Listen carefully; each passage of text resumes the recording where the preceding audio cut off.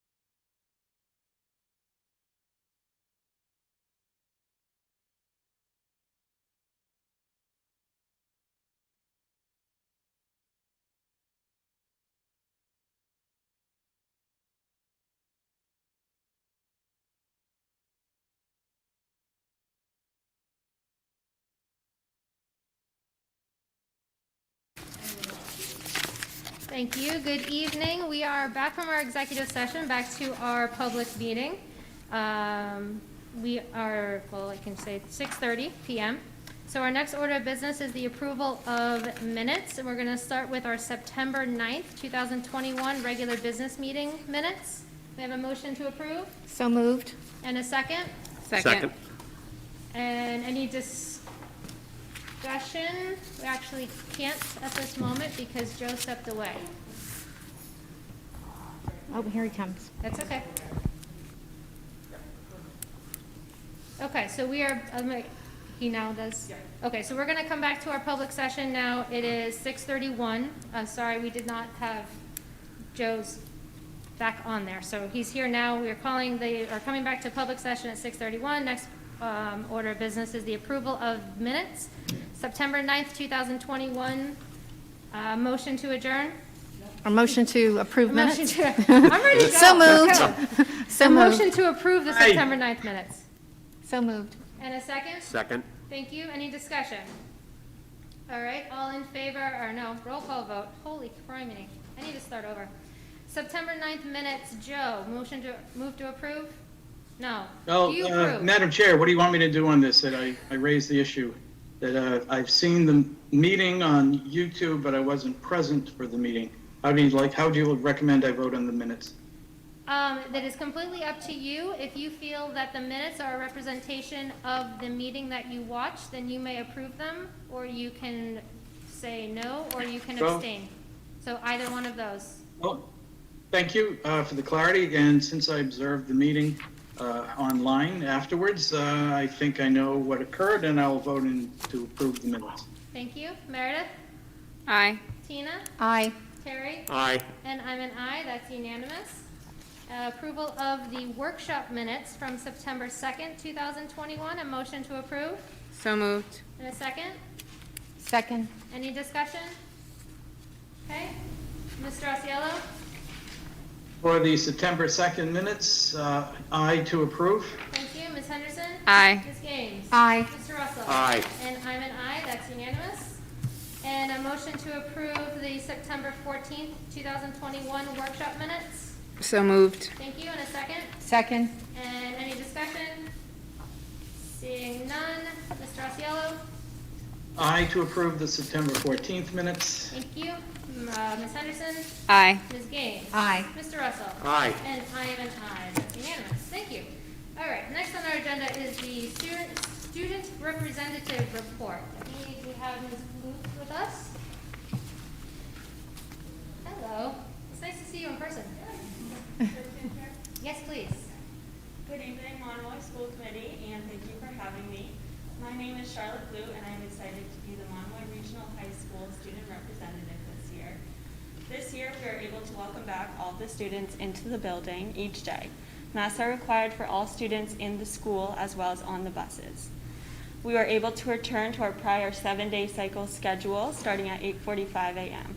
Thanks to the faculty and counselors who worked tirelessly on schedules, we are returning to 5 classes a day and a adjustment period in the middle of the day where students enjoy lunch, going to teachers for extra help, and participating in clubs. Under the USDA's Child Nutrition Program, we are fortunate to be offered free lunches and breakfasts for all students at this year again.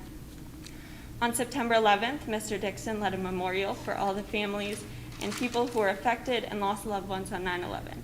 Mr. Dixon read a beautiful statement to the entire school, which was followed by a performance of the national anthem by the Monomoy High School Choir. This past week, the 20th through the 24th, has been Helping Haiti Week, led by the Culture Club here at Monomoy High School. Donation bins have been placed in classrooms for students and teachers to help those in Haiti affected by the earthquake. The Monomoy High School Club Fair took place during JOSM on the 22nd in the gym. The Club Fair is an annual opportunity for all students to learn about and sign up for the many clubs offered at Monomoy High School. Curriculum Night in the high school will take place on October 4th, where all parents are invited to the classroom to learn about their child's classes and teachers. The students and faculty are very excited and grateful to welcome back Homecoming Week this year. Homecoming Week will take place the week of October 12th through 16th. During this week, students will be able to participate in Powder Puff Game, a school-wide pep rally, and a homecoming dance. We are so fortunate for all the faculty who have helped plan events within COVID guidelines so students can have a great year here at Monomoy. The Drama Club held auditions for their fall production of Sense and Sensibility on September 20th. The play will take place in the fall. We look forward to seeing our peers back up on stage again. The football team won their first game at home on September 20th, and the stands were packed with students and members of the community to cheer them on. The Monomoy All Sports Booster Club will be hosting their annual golf tournament fundraiser at the Ridge Club in Sandwich this year. The tournament will be on October 11th, and all fundraise will go towards supporting Monomoy sports team. The Booster Club helps donate sports equipment, attire, and extra funds for teams school-wide. Thank you very much for your time, and I look forward to seeing you next month. Thank you very much. Does anybody have any questions for Charlotte? Tina? Yes, welcome. It's wonderful to see you here on your first visit. I had a question, Mr. Dixon, September 11th. So was that on a Saturday? Do you know when that ceremony was held? Was it on a Saturday? Okay, great. That's wonderful. And Sense and Sensibility, is Ms. Barnes the drama teacher? I don't even know who. Yeah, It it was is. the Drama Club held those auditions. Okay, wonderful. Thank you. Thank you very much. Any other questions for Charlotte? Okay, thank you very much. Thank you. Nice job. All right, next on the agenda is public comment. Is anybody here for public comments? Don't see anybody virtually, and none in person. All right, moving on to reports and discussions. First on that list is the trip to France in 2023. Come on up.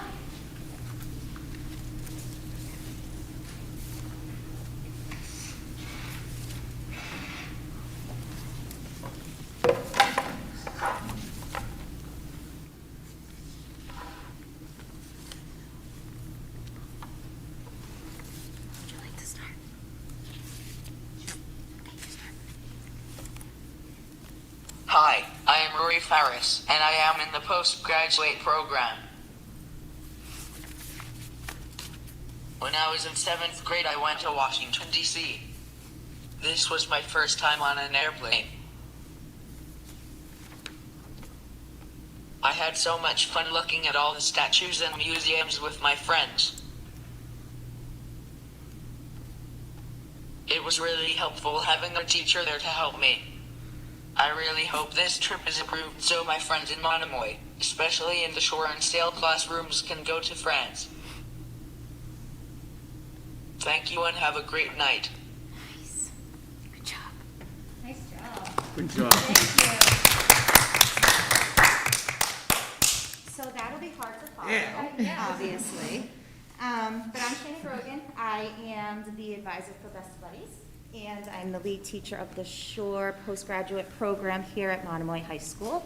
And my class has the 18 to 22-year-old students that have intellectual developmental disabilities, and they're pretty awesome, is all I can say about that.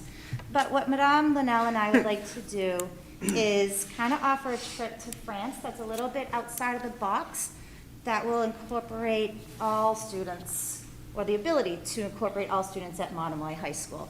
And obviously Monomoy has always been inclusive. Oh, we can go to the next slide. Has always been inclusive and would never turn away a student. However, I think we have a little bit of a nice twist to it, seeing that I have been part of the students' lives since 5th grade that are currently in the Sail and Shore programs. I was their teacher in the middle school and now up here in the high school. So we just kind of have a weird dynamic that lends itself beautifully to being able to kind of branch out and let these young adults explore another country and the culture and whatnot. I'm not quite sure. And then Madame Linnell also has a lot of experience with individuals with developmental disabilities and special needs, and with her French class, it would just be a nice kind of connection. Since she grew up in France, she knows everything about it. So she's fluent and whatnot, so that part helps as well. It would also help get the kids out of their comfort zone. So a lot of times, families are a little hesitant to send their child with special needs on vacations or on school trips because of obvious reasons, communication barriers, physical disabilities, mental disabilities, social, emotional, what have you, the whole spectrum. But like I said before, since I've been with these kids forever, I have a very close rapport with all the families. I just see it as a way that we could really boost their lives at Monomoy, right? Yeah. And he really wants to go. And I really want to take him. All right, next slide. And I'll let Madame take over from here. Yes, good evening. I'm Madame Linel. I'm the French teacher at Monomoy High School. Well, one of the two French teachers now. I'm really excited about presenting this trip tonight, this potential trip happening in 2000, well, a year and a half from now. So we came up with activities and an itinerary that would be less packed than a typical trip for, you know, kids with no disabilities. So it's an 8-day trip. The first day we would leave the Cape, board the plane to Paris, and the next days we would visit, you know, famous landmarks in the city, obviously, at our own pace, without any, you know, without any time to run around. Like we just want to take our time and just want to make sure that kids are enjoying every bit of it. The day 3 is seeing all the famous landmarks, which are, you know, I'm not going to give all the details, but the Arc de Triomphe, the Champs-Élysées, and also a guided visit of Versailles, which we talk a lot in my classroom because it is the biggest castle in the world, well, at least in Europe. I think China has a replica now, but I'm not quite sure. If you can move on to the next slide.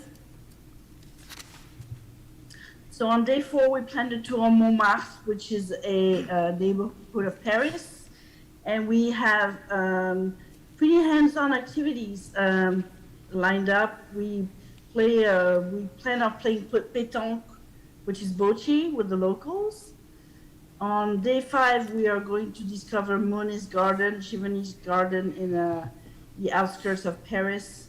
And the outline of that day is a French cooking class that all kids can really enjoy. And finally, on day 6, we have a foodie tour of Paris. We're gonna eat a lot on that trip. Which is taking us to Quartier Latin and Saint-Germain-des-Prés, which are the famous student quarter neighborhoods in Paris. Next day. The day 7 is the icing on the cake. We're doing a Seine River cruise, a cruise on the river that crosses in the middle of Paris. And we will end up with the trendy neighborhood of Canal Saint-Martin, which that's where you have lots of gardens and sightseeing as well. So, like I said, the whole idea was to plan this trip for everyone at Monomoy. Everyone is welcome, and I do have, you know, my own daughter is on the autism spectrum. She's in a self-contained classroom, and she takes French 2 with me at this high school, and she travels just fine. So Mrs. Morgan and I said, let's open the trip to everyone who wants to discover Paris, France. So I hope you are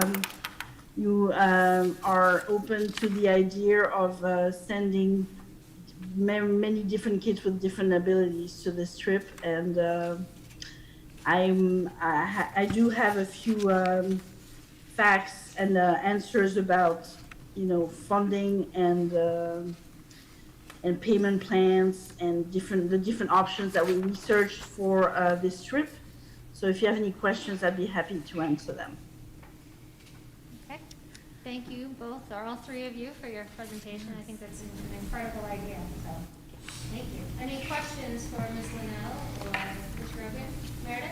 I'm not sure who to direct it to, but I'm just wondering if this is a travel company that has worked, has programs that allows students of all abilities to Yep, go so on the that's a great trips. question. So when we met with her virtually, of course, we explained kind of the profile of the students from all degrees, because we're not quite sure, obviously, who's going to want to go on this trip, from children that are nonverbal, children that have sensory issues, children that are in a wheelchair. So she knows, and everything is handicap accessible. The river, we will make accommodations to make sure either the wheelchair can get on, or we could get the individual on with the proper safety gear.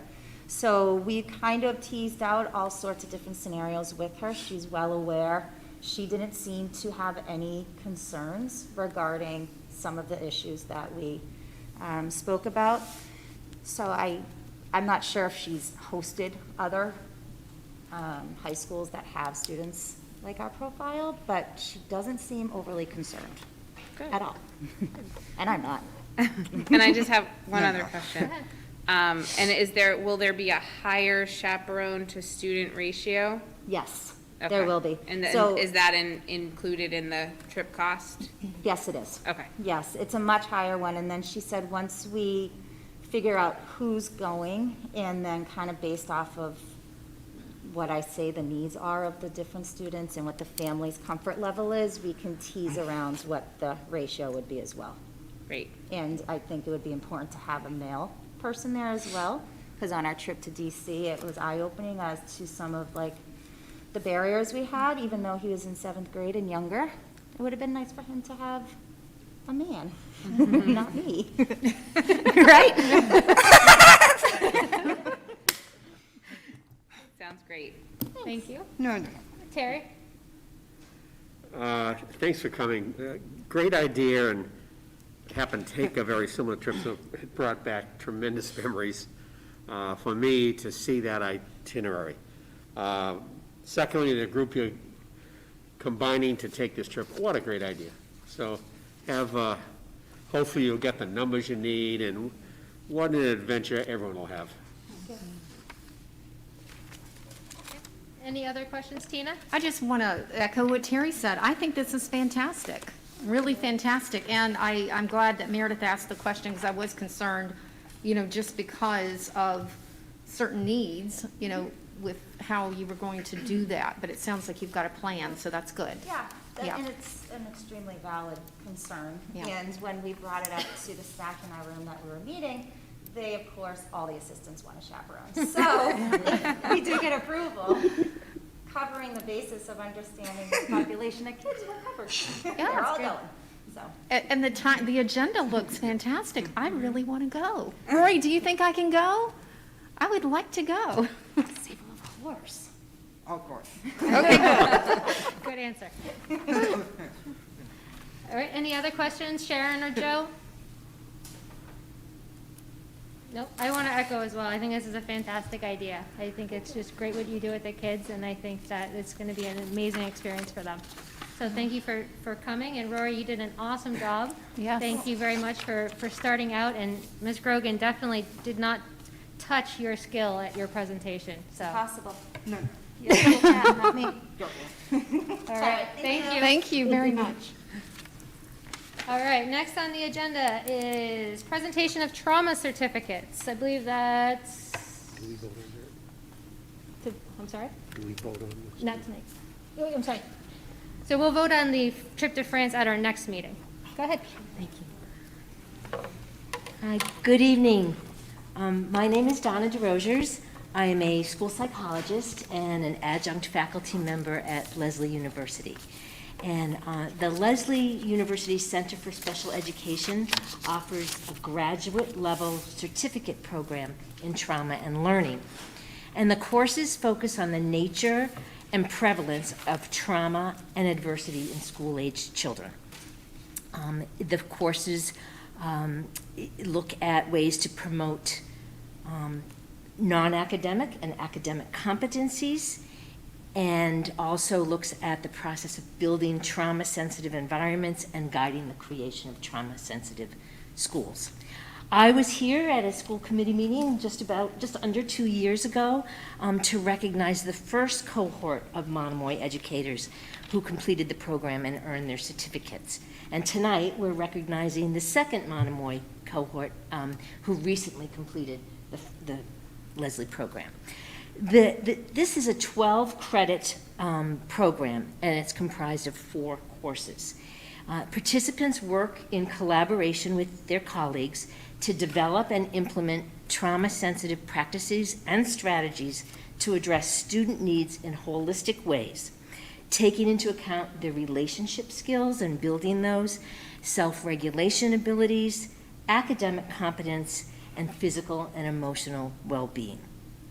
There is also a focus on family engagement and building trusting homeschool partnerships. There's a focus on designing, training, and professional development activities to increase staff and community awareness about trauma and adversity. There's also designing action plans for creating trauma-sensitive schools, safe and supportive schools, and then completing an action-based research project. It's rigorous and important work. And I appreciate that the Monomoy Regional District has supported the staff in taking the courses and going through the program. While not all of the folks who are in our current cohort are able to be with us in person this evening, it is my pleasure to join you in recognizing the hard work, the dedication, and the accomplishments of the 12 Monomoy educators who recently completed the Leslie program. They are all committed to meeting the needs of the whole child and to providing safe and supportive and welcoming environments for all students and their families. Congratulations to them all. So what I'd like to do now is we have, I think I'd like to just call the folks up together. Please. Okay, so we have Caroline Freitas, Jen Jennings, Amanda Malone, and Amy Sylvester.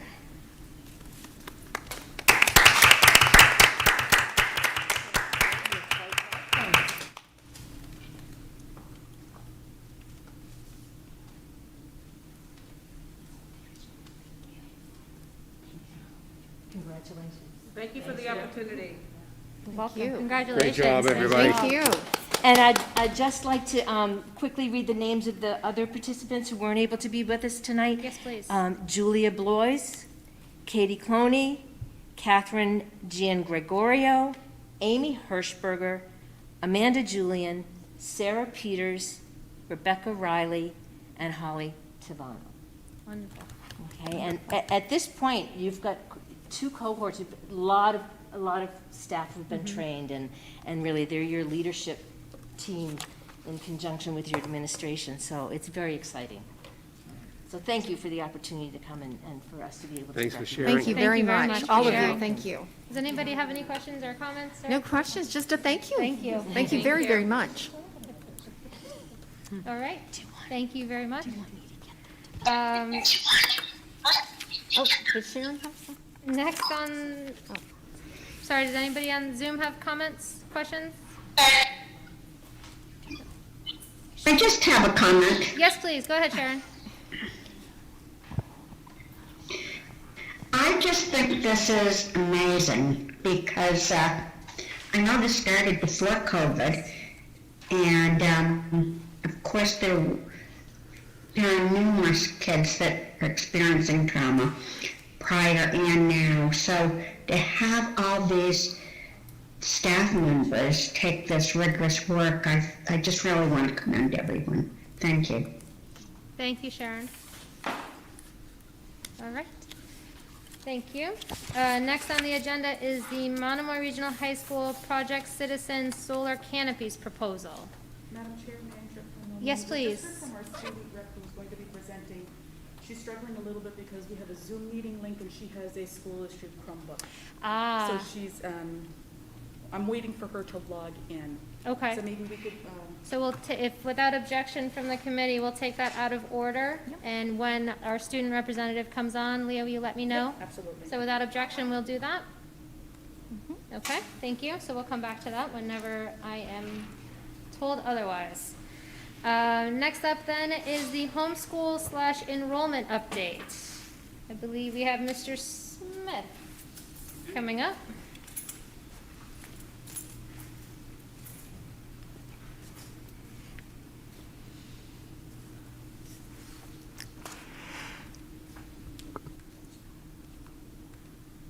Waiting for Mr. Smith to connect his technology. There we go. Good evening, Mark Smith, Director of Curriculum Instruction and Assessment. I also oversee the homeschool program for the district. So at a previous meeting, the question came up around homeschool relative to COVID. And so this will be brief unless there's lots of questions. But I did go back and take a look at what the homeschool trends have been over the last, I went back 4 years just to give a picture of sort of how homeschooling has affected, or how homeschooling has been affected by COVID. So if you could advance the slide. So what you'll see on this slide is going back to the 18-19 school year through this school year. So you'll see in the 18-19 school year, 8 students, the 19-20 school year, 15 students, and then you obviously see a significant jump in the 2021 school year, which is our big COVID school year. We went up to 78 students that were homeschooling, so almost more than a 4-time jump, or just about a 4-time jump in students that were homeschooling. And then this year we've come down, like I said at the last meeting, about half that size, but still twice as many students that were in the 19-20 school year. So, we're trending back down, but definitely still up from a previous year. And then, then the follow-up question that was asked a little bit was how much of this is related to COVID. So if you move one more slide. A little bit of this is a little hard because we don't ask specifically, right? It isn't part of the homeschool application. It's not really something we can ask. I can get into the law, and the law is gives parents lots of freedom, really, in the choice, and we can ask a lot of questions about homeschooling. But so it's really kind of anecdotal. But in the 2021 school year, of the 78 homeschool students that we had, 64 of those families were brand new to homeschooling. And many of those families, as part of the conversations that we had, they offered up that it was related to COVID. A lot of those families, it was concern and unknown about, they preferred to keep their student home, or just the idea of remote learning or hybrid learning was just something that they were concerned about. They wanted to keep the child home, and then the idea of remote learning was not something that they wanted for their child. And then this year, so of the 9 of the 37 families that we have in remote have shared with us that the reason that they're doing it is, again, just concern over the Delta variant and not exactly sure how that was going to play out, and they just would rather, or they had family members living in the home or in close proximity, and they just really wanted to limit their family's exposure. Now that's, again, people that have offered that to us directly, and again, we don't ask specifically, and that's not a question that we ask. So there could be others that have made that decision, but those are, we've heard directly from 9 families that the reason for keeping their children home. But we haven't had anybody say, we're keeping our kid home because we don't want them to wear a mask. It's been the other side of the equation. It's been concerns about COVID. Not that it means one thing or the other, that's just what we've gotten for information. So that's all I had. It was 3 slides. If you have any questions, I'm happy to answer them. Any questions about homeschooling? Terry? Thanks, Mark. Is there a preponderance of elementary youngsters versus, say, middle or high school? It does tend to be more elementary, yep, but we do run the gamut all the way up through high school. Tina? Yeah, just to clarify for myself, so when somebody homeschools, Are they locked in for the whole year, so they can't come midpoint and change their mind? No, Okay. you never lose your right to public school at any point in the year. You're, like, as a public school entity, we always have to educate a child that lives inside of our borders at any time. So, you know, and I explain that to families. You can decide to homeschool, you know, and then decide to change your mind at any time. And Okay. we are responsible for that child as the public school. Okay, because I'm curious, and I know that you can't answer this, but I'm just curious really with last year about about the remote and maybe what was uncomfortable about that. I know you can't answer that, but just out loud, I'm kind of curious Yeah. about that. I mean, some conversations I had with folks, it was just about the amount of time on the computer. Families would rather, you know, build a curriculum where their kids were outside more, et Okay. cetera, but All right. that was just Thank you. a couple conversations I had with people. Any other questions, Joe, Sharon, regarding homeschooling? Okay, thank you very much, Mark. You're most welcome. Are you talking enrollment too, or is that just the I homeschool? think that is Dr. Or Carpenter. Dr. Carpenter, you're catching on to the second half of that? I can jump onto the second half. So also in your packets, there's, we'll call it the preliminary enrollment numbers. So the official enrollment in Massachusetts is, you know, how many kids are in your school system on October 1. So we're about a week away from what the October 1 numbers would be. I think if we were to paint this with a broad brush, I think if we look at the punchline at the district, as a district, we're actually holding our own, despite the fact that, you know, that Mark just said that there's, you know, at least nine students that are not here and being homeschooled. As a district, we're seeing our enrollment actually peak up by 3 students at a time where most districts on Cape Cod have been seeing gradual attrition of students in enrollment. We do see attrition of students in Chatham. So you see that Chatham Elementary is down at the moment by 13 students over students from Chatham that were enrolled last year. Harwich, on the other hand, is up by 17. Middle school is kind of holding its own, just up by 7. The high school is down a bit, down a total of 4. A big impact, I don't consider this a bad impact, is that we saw almost a doubling of students that were 8th graders here last year that have elected to go to the new high school at Cape Tech, which again, you know, a great thing for, you know, for students who have you know, have an interest in exploring technical education. So, and I think it's fantastic that we have that resource, you know, in our town for students to pursue. So we'll have at our next meeting the official October 1 numbers, but here's preliminarily where we stand. Thank you, Dr. Carpenter. Any questions regarding enrollment? From Zoom or in person?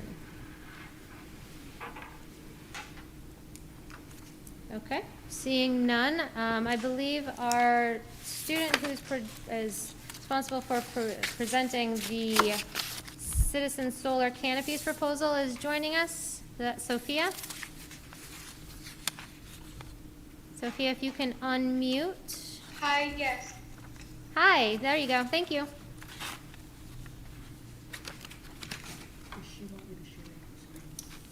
Sophia, do you want to share your screen, or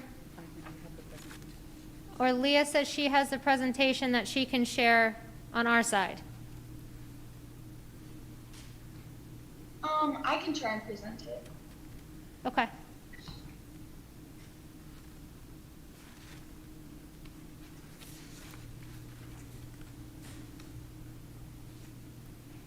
All right, you're good to go. Oh, she's muted. She's muted. I think you got muted, Sophia. It seems to do that when we present. Does that happen last time? It happened with Charlotte, too.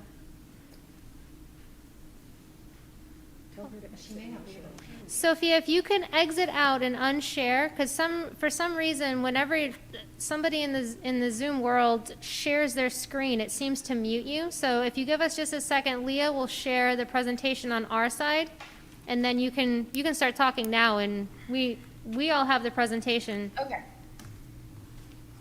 Okay, there you go. Now you see it. Hi everyone, my name is Sophia Kors. I'm a 9th grader, and my class and I last year took up Project Citizen. For our project, we picked solar canopies for the high school parking lots.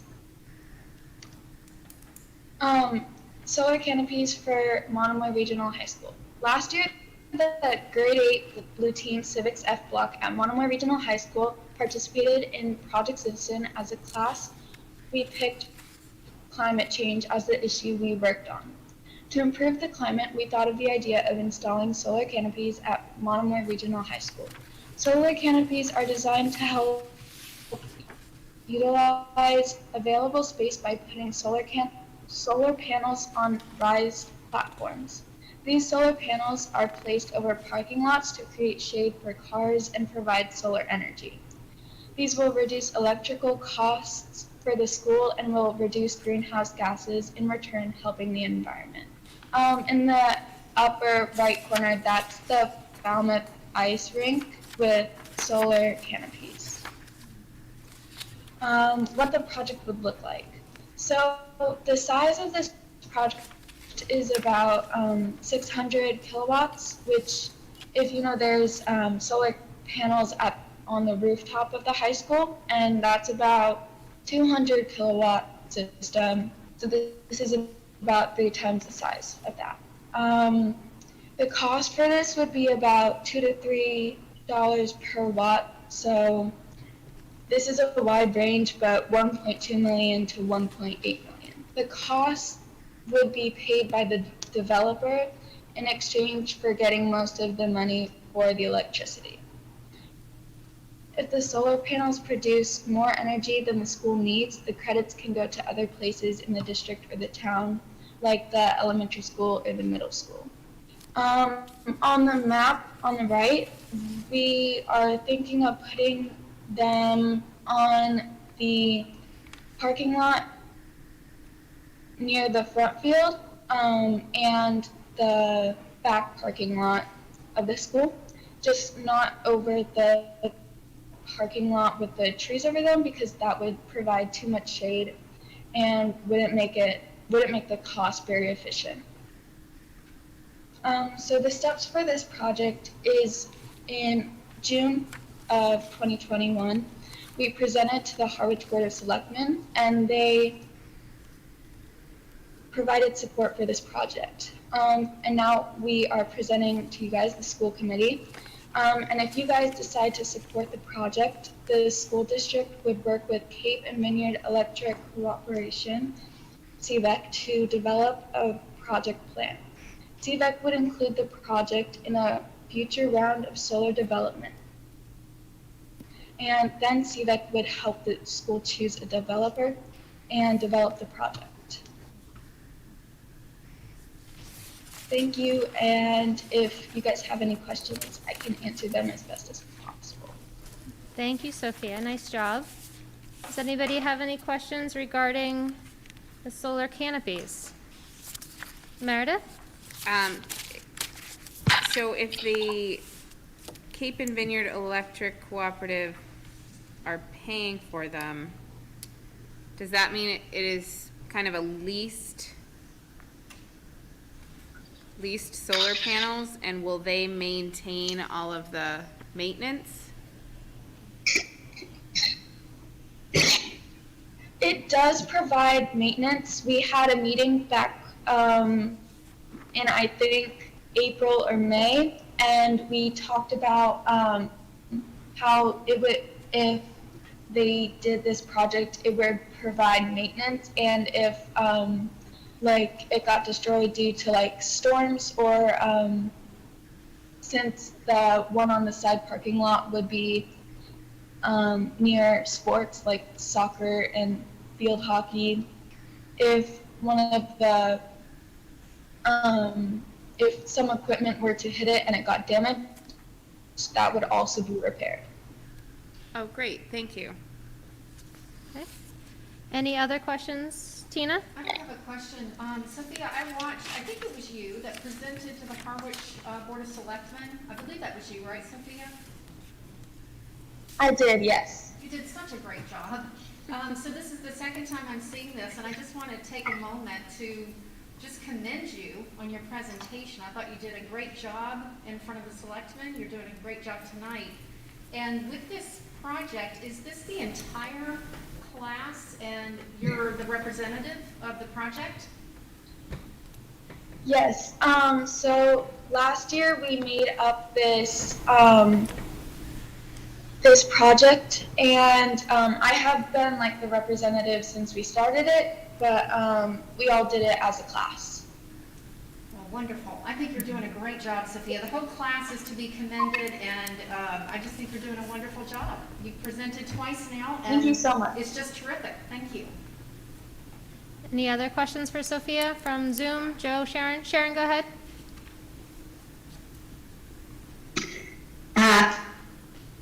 I am thrilled about this, especially the answer to the question Meredith asked you. I understand now that there's an environmental club at the school. Are you also in that, Sophia? I'm not in that. I am in a few different clubs, but not that school. Well, anything that the school does, the club or this major project initiating that, is just so exciting. And how many kids from your class were in this, developing this particular project? I'm pretty sure it was about maybe 18 to 20. Well, I hope you bring back accolades and have it shared around that, we're pretty excited about this. I will, thank you. Thank you. Okay. Any other questions or comments? Go ahead, Dr. Carpenter. So Sophia, are you able to kind of tell us what the feedback you got from the selectmen in Harwich was? The what? What sort of feedback did you get from at the select board? So the select board thought that it was a good idea, and they had approved it, and they liked the idea of the placement as well. And, I just want to, sort of commend Sophia and the class. I gave them some feedback along the way. I think, one iteration of the project had some panels along the front parking lot, and I talked about, with the group, just sort of the history for those of us that were on the building committee on, how, folks wanted to see that the facade, sort of unobstructed from Oak Street. I fully support a project like this. One of the last things I did at my former district was, and it wasn't out of a project citizen, it was myself and our facilities director looking at how we can go and save power or energy costs for the building, but engaged in a solar panel or solar canopy project that over an 800-car parking lot. And I reached out to my facilities director, and in the 9 years since that's been up, he's been very pleased with how it's played out. The district has saved a lot of money. The students get into cooler, and the faculty get into cooler cars that don't have snow on them in the wintertime, and it's surrounded by sporting things. So the damage that I think people were worried about never happened. The contracts that you engage in, and that you not only have the person that you're contracting or the entity you're contracting with is responsible for the maintenance, but generally these contracts are set up so that it's just like the other power purchase agreements that we've gotten involved in. They're 20-year contracts, and at the end of the 20-year, you can have the option to sort of, buy it out for, it's like $1 on the other side of it, or the entity, the vendor is responsible for removing it. So you have it. You make sure that the contract that you engage in, you're looking 20 years out on what happens at the end of the potential, large useful life of the panels. But I think it's a good thing all around. And if you go to Upper Cape Tech, the parking lot at Upper Cape Tech has these, a big array on top of the hill there in Bourne. There's some like this that you can find at Cape Cod Community College as well. They have an array. So they do show up here locally.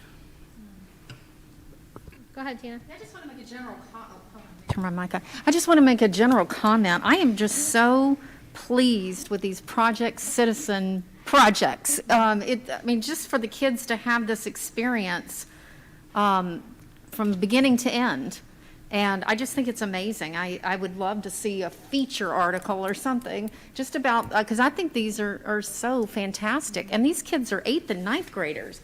Like the last one, I think, was an 8th grade group. So very impressive.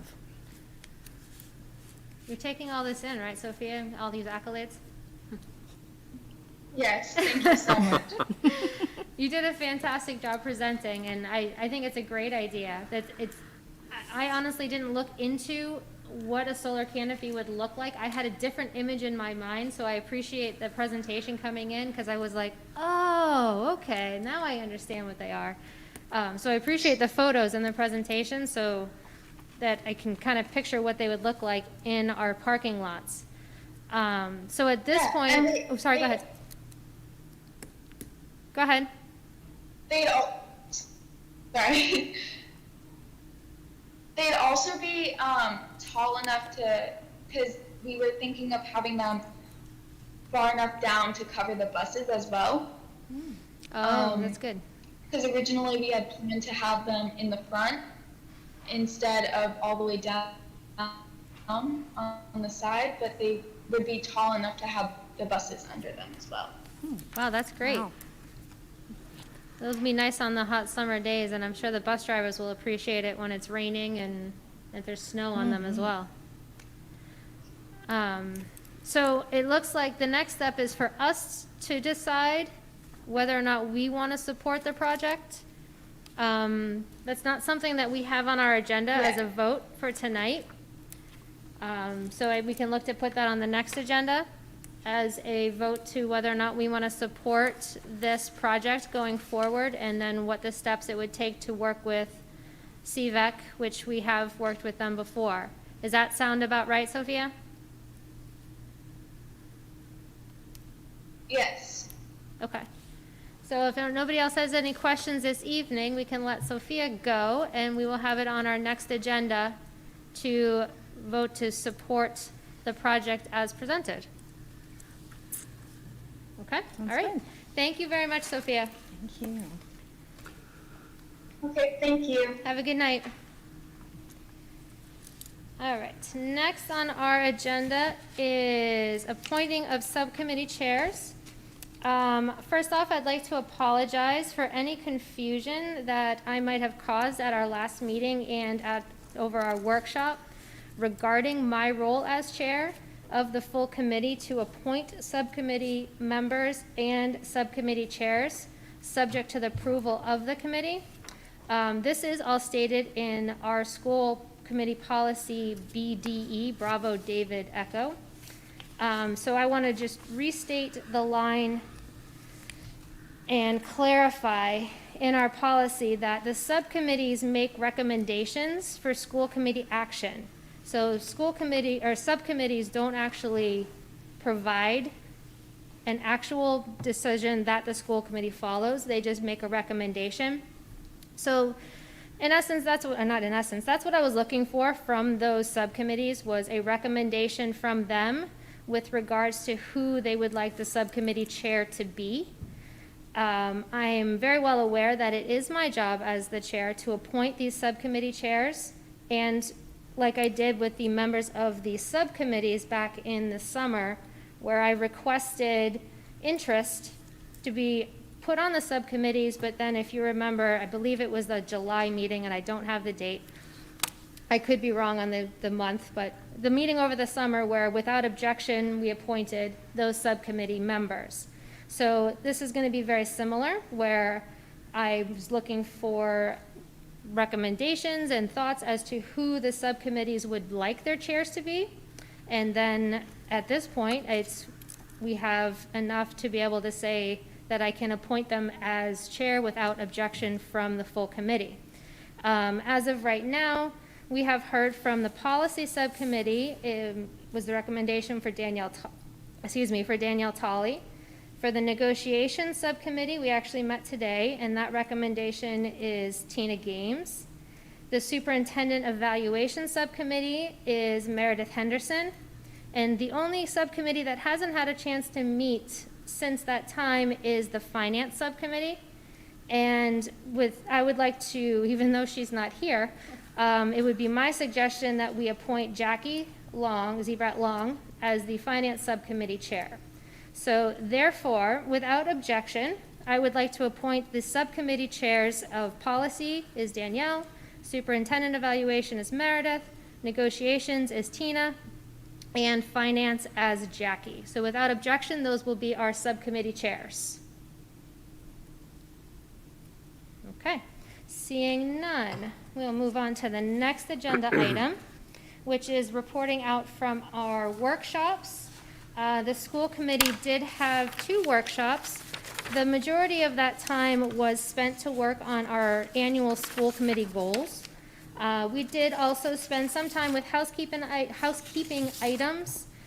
Specifically, as school committee members, we're required to kind of keep up with our training and our information regarding our roles and our rules of what we need to follow. So we spoke about some housekeeping items that need to be taken care of on an annual basis, recommendations of others that even though they don't need to be completed at this time, it's highly recommended. And we also discussed the rain from the last meeting, of which we decided that we're going to keep a close eye on the weather. And if we see any rain in the forecast, we may or may not have a in-person meeting in the very cavernous, echo-filled chamber of the library. So if anybody wants to add anything about reporting out from our workshop, the next item of business is to discuss the goals that we did come up a draft version of. But the minutes were in our packets. We did approve those minutes, but that's just a very cursory of reporting out from our workshops. Okay, so seeing none, we'll move into the next item, which is our 2021-2022 school committee goals. This is the first reading of our goals. These are the goals that we discussed at our meeting. We did both meetings. I'm not going to read through all of the action steps, but I will read through the 4 goals just as a reminder for everybody, but also to state them publicly. The school committee would like to prepare a red-lined regional agreement for the annual town meetings in the spring of 2022. The Monomoy Regional School Committee will support equity and diversity work within the district. The school committee will monitor the ESSER grant funding for the upcoming school year. The school committee will help develop the 2022 strategic plan with the administration. And our last goal, goal number 5, would be the school committee will update the school committee handbook. So those are the 5 goals that we have at this time with action steps below. This is in draft form. Again, this is our first reading. We'd be looking to vote on this at our next school committee meeting. Does anybody have any comments, questions, concerns about the goals and the action steps that we have in front of us?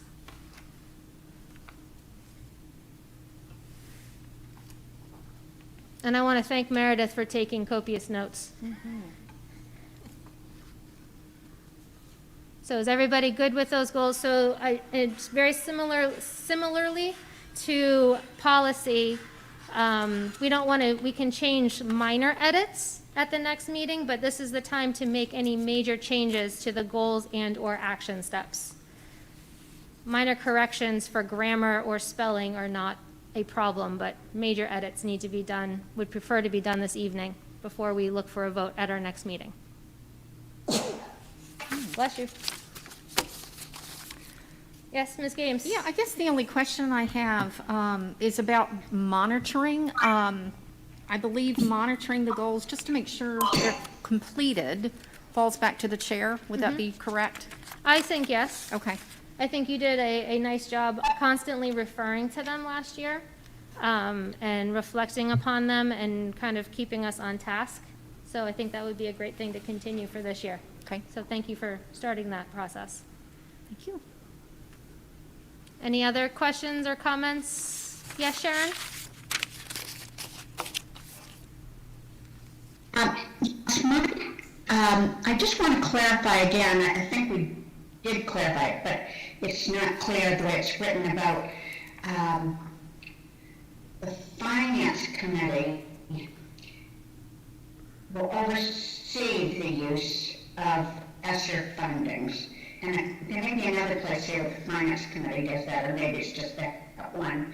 But actually, the whole school committee has to oversee and approve, right?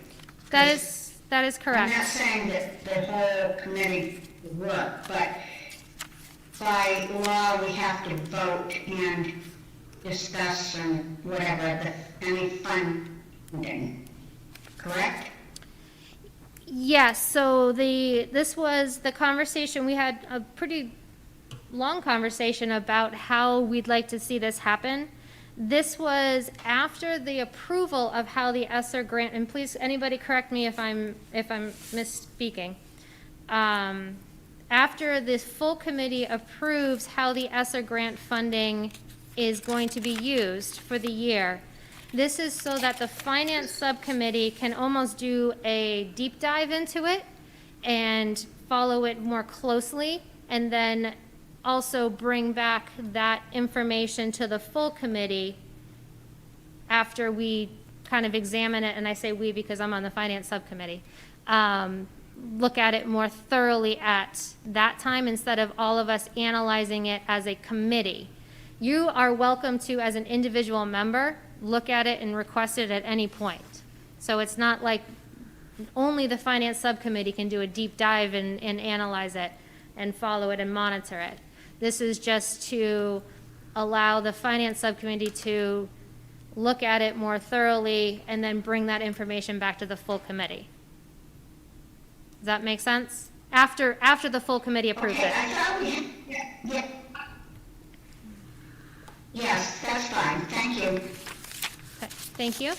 Meredith, you have or are you good? Nope, okay. good. Anybody else? All right, so we will look to approve that at our next meeting, which oh, nope, not yet. All right, next on the agenda is a prior year invoice for substitute incentive pay and Herf Jones. And, oh, there it is. We So don't have Mr. McMillan here with us. Mr. McMillan has parents' evening at his child's school, so I As think well, we can he should manage. be there and not here. So there are two invoices. One is to the company Herf Jones, which was graduation materials. There's a $261.40 balance to that. And the other is we had an incentive for substitutes if they worked 30 days for us as subs last year. There was a $500 incentive, and we had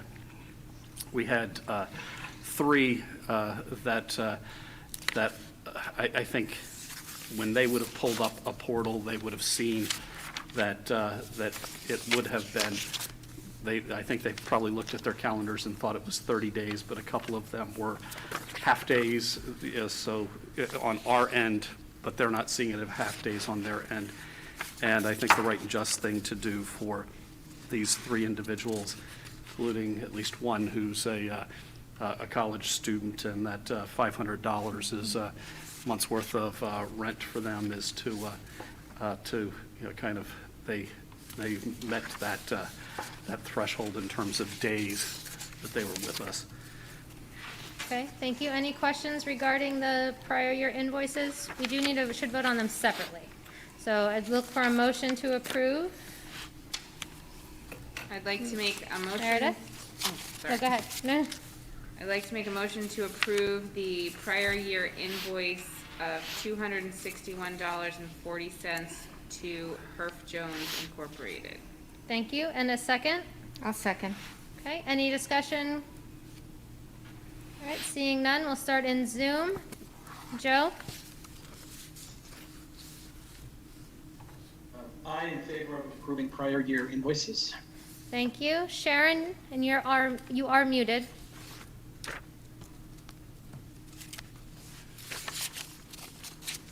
Aye. Thank you. Meredith? Aye. Tina? Aye. Terry? Aye. And I'm an aye, so that's unanimous. Meredith, you want to continue? Sure. I would like to make a motion to approve prior year payment of the substitute incentive to Julie Slade, Elizabeth Imperato, and Olivia Barbosa, as noted in the memo provided to the school committee. Thank you. And a second? I'll second. Thank you. Any discussion? All right, seeing none, we'll go into Zoom. Joe? Joe Osceola, aye. Thank you. Sharon? Sharon. I'm sorry, Sharon, you kind of barbled what you were saying in terms of your actual vote. Could you just say aye or no? Aye. Thank you. That was much better. Meredith? Aye. Tina? Aye. Terry? Aye. And I'm an aye, so that is unanimous as well. Thank you very much. The next item on the agenda is a change to the October 2021 school committee meeting dates. I very much apologize, and we're going to stick with what we had initially. So if we're just going to kind of ignore this agenda item. The original dates that were on your calendar when we first got our year-long calendar, the dates for October are October 7th and October 21st. Okay, so just like it was in your old calendar, so just, you can throw away what we have. So our next meeting dates are October 7th and October 21st. Okay? Does anybody have any questions or concerns there? Okay, seeing none, thank you very much. Apologize for the confusion there. Next on the agenda are subcommittee representative liaison reports. We don't have any on the agenda. Is there anything that happened within the last 48 hours that I'm unaware of? Seeing none, we move into superintendent's report. Dr. Carpenter. I'll be short. I don't have any recognitions and acknowledgments tonight. I can, other than I'll just share that that this week the MCAS results from last spring came out, for every district and statewide. We'll have a bigger presentation when we have time to go and compile all of the information together in time to get it into your packets. But I think to paint a picture, if you've watched the news in the last few days, what was seen statewide is that students in general did poorer on this past year's administration of the MCAS versus 2019, when students took the MCAS pre-COVID. I think as a district, what the presentation that you'll hear will show is that I think we can be proud that we saw, I think, less loss than what was seen elsewhere. And I don't want to paint a picture that, that education during COVID was as good or equal to to prior to COVID. And at the same time, there are little glimmers that could be cohort, or they could just be glimmers of great things happening. But at the high school, our 10th graders actually did better in terms of exceeding expectations in both math and ELA during COVID than they had in 2019 prior. And our middle school, I know Adam came dancing into my office, I think is probably a pretty literal way to describe it, just really excited at how our middle school did relative to many area middle schools in terms of where the students landed. And again, it's all relative. It's like I think had we not had COVID, those scores would be a lot better here and a lot better elsewhere too. But I think I do want to acknowledge that that you do see in that, and I shared that with Cindy McCormick when she called from the Cape Cod Times, that that there's good news there. In terms of COVID, Joy's been doing a great job of working with Cheryl Default, our nurse leader. Every Wednesday, we post on our website the same information that we are required to send to the state, so we don't report daily on COVID. We report every Wednesday. So if you go to our Wednesday dashboard, this past week, we've had 0 cases at Chatham Elementary School. We've actually had 0 cases at Chatham Elementary School for the year, which means tomorrow we'll be getting a phone call from Chatham Elementary School. You were told not to say that. Harwich Elementary School had a rough week last week. There was one day that there were 3 cases that happened, and there weren't any this past week at the middle school and 1 at the high school. We've been dealing with, in each one of those cases, identifying close contacts, and have offered to families, one of the testing options is a test and stay, to do one of these BinaxNOW now rapid antigen tests each morning for the 5 mornings after that last exposure. We have done that in each one of the cases. I think we're up to 9 student positive cases since the start of the school year. And all of the close contacts that we've had in all of those cases, we've had about 90+% of the families have elected for test and stay. I think of the dozen high school close contacts in the latest case, I believe only 1 family has elected not to. So we are really maximizing students being in the building. Of all of the Binax tests over those 5 days after the exposure, not a single one has been positive afterwards, which means it really sort of emphasizes that we're doing things right, that wearing masks, having the distancing in the classroom, and even in our cafeterias, it's the distancing we're keeping there, that the spread, we're not seeing the spread happening here. The kids are catching it outside, and just happening, that the kid ends up getting sick, goes to the pediatrician, they do a test, and it comes up positive, and we get the report and start doing the contact tracing. Our nurses have been doing yeoman's work. If you would have come here this morning to see the nurses, there was a dozen cars coming in along the side of the building, and the nurses were out there running out with the Binax swabs, and 15 minutes later, letting the student or parent know that the child's ready to, safe to go to classes for the day. Last week, the Harwich Elementary nurses with the 3 positives there, that involved about 30 different individuals getting swabbed every day. I think the nurses, if they had their Fitbits on, they were probably doing 10,000 steps before 8 o'clock in the morning. But it's working. So that's one of the testing options in place. The other option that we have in place is, if there is a symptomatic situation, so if a staff member comes down and presents with, with any sort of COVID symptom, or a student, the staff member can provide their own consent. With the student, we would call the parent and swab the child, and 2 of the cases last week at Harwich Elementary School were students that, when the parent gave us consent and we swabbed, we were able to determine right then and there that, that we were dealing with a positive case and then contact trace from there. So we have that in place.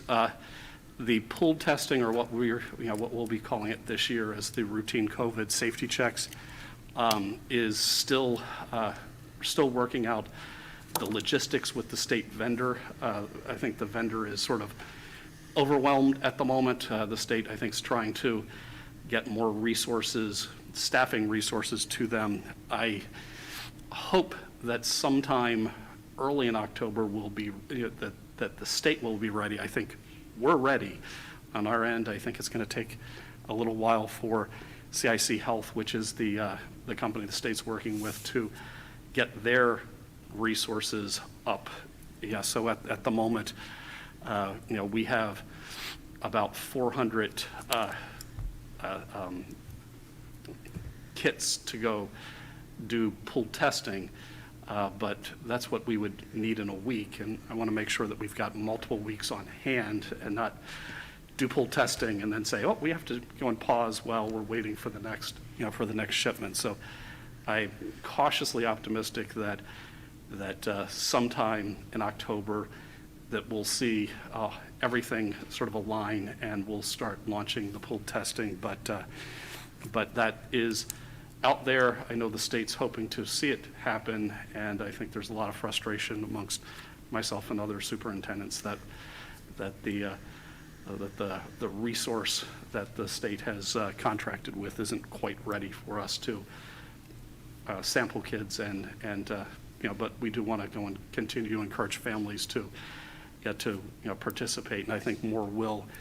At the moment, I think we have well over a third of the district have signed up to do the pooled testing, and I think more will once it becomes a tangible thing where we can say, next Monday we'll start doing. But what we'll be shooting for is that we'll pool test on Monday, hopefully get results by Wednesday, and knock on wood, that we can use this to go and keep everybody safe and keep the schools open. But things have been going well. I'd like to say that there's no COVID and no transmission, but or at least outside of school. But there's definitely, we're not seeing any evidence that there's transmission inside of school, and that's a good thing. Okay. Any questions on COVID? Uh-oh, lots of hands. Terry, then Meredith. Scott or Mark, I should know this, but I've forgotten. The 70 or 80 or whatever the number is of homeschool youngsters. Do those parents, can they request to have MCAS as well as mapping as they educate their own children? So I'm actually thinking that's not really COVID related or what we've talked about. We'd have to go back to. I think we can have that. We can answer that at our next meeting. Yeah, if you don't mind, Terry. I certainly do not mind. Thank you, Madam Chair. I'll wait with bated breath. Thank you very much. For the week, tossing and turning. Okay, thank you. Meredith? Just a question of the test and stay kids that come in to get tested to see if they can stay. Is it like are they coming in before school in enough time that they're not missing their first block? I guess I'm only thinking of high school, or their morning meeting, or whatever. Ideally, yes, but clearly the nurses were ready for, I think ideally, if the parents were there 15 minutes before the start of school, the swabbing could happen and the student could be there. I think depending on when the parent actually pulls up with the child, there might be a slight delay, but they're in the first few minutes of class no matter what. Okay. Tina? Yes, I have a question, and you can tell me if this can be answered, if it can be rolled into Terry's follow-up, but about the MCAS scores. For any of those that are tied to something, like the John and Abigail Adams scholarships, and I'm just curious about, let's just say if the kids don't get what they need, if it's linked to something, can they take it again? I mean, what's happening? And I don't know if that's Well, yeah, I mean, I don't think the MCAS information came out within the 48 hours of our meeting, right? It just came out yesterday? It came out 2 days ago, but it's So maybe that can be So, wrapped yeah, into let's Terry's add that follow-up? onto- not enough time to go Okay. put a report together. Right.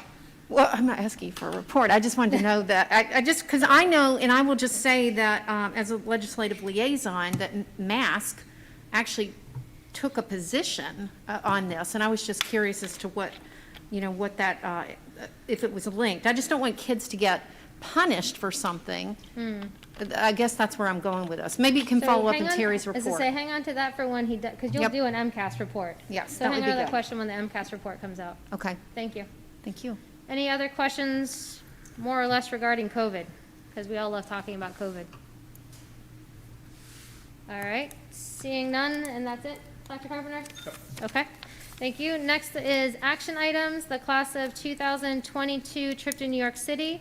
I'd like to really thank Ms. Corrigan for providing us the detailed answers to the questions that we had at our last meeting. That was sent out to the full committee, and it is included in our packet. So just a shout out and a thank you to Ms. Corrigan. So I am looking for a motion to approve the 2022 class trip to New York City. So moved. Thank you. And a second? Second. Thank you. Any discussion? Seeing none, we'll start in Zoom. Joe? In favor of a trip to New York City, aye. Thank you. Sharon? Aye. Thank you. Meredith? Aye. Tina? Aye. Terry? Aye. And I'm an aye, so that is unanimous. And the warrants have been presented. And the last item on our agenda is a comment from the chair, which is aye. And this is very challenging for me to say and very challenging for me to do. So I did have something written so I don't miss my words. Recent months, I have had a huge increase in my workload for my job. And in order for me to continue to thrive and be successful there, I need to shift that way at this time. Therefore, I have made the incredibly difficult decision that I will be resigning as the chair of the Monomoy Regional School District School Committee after the adjournment of tonight's meeting. As per our policy, our vice chair, Meredith, will take over as chair following tonight's meeting. At our next meeting on October 7th, the committee will elect a new vice chair for the remainder of this term, this school year. And I just want to say thank you for the opportunity to have served this committee as chair. And at this time, I will move on to the last item of our agenda, which is a motion to adjourn. So moved. Thank you, and a second. Second. Thank you. And roll call, Ms. Straussiello. Aye, to adjourn. Thank you, Ms. Stout. That was a bombshell, but aye to adjourn. Thank you, Ms. Henderson. Aye. Ms. Games? Aye. Mr. Russell? Aye. And I am an aye, and we have adjourned at record time of 7:48 PM. Thank you very astounding. much. Good night. Thank you. Adjustment, she gets it.